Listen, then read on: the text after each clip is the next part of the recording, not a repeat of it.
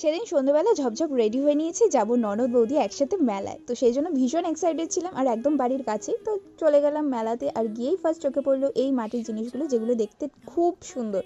তারপরেই চলে গেলাম আমাদের মেয়েদের মোস্ট অ্যাট্রাক্টেড পার্ট, সেটা হচ্ছে এই কানের দুল, আংটি, এইসবের।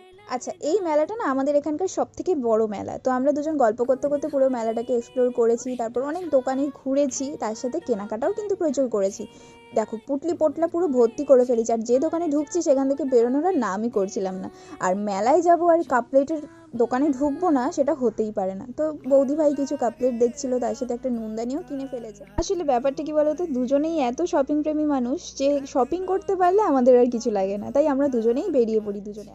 লেটেস্ট করেছে, সব দোকানে যাচ্ছে আর কাস্টমারদের জিজ্ঞেস করছে দাদা এটা কত। তারপর চলে গেলাম পাপড়ি চাট খেতে, দেন সেখান থেকে চলে গেলাম মেলার মেন অ্যাট্রাকশন জিলিপি ছাড়া একদম ইনকমপ্লিট। তো এভাবেই কাটলো দিনটা।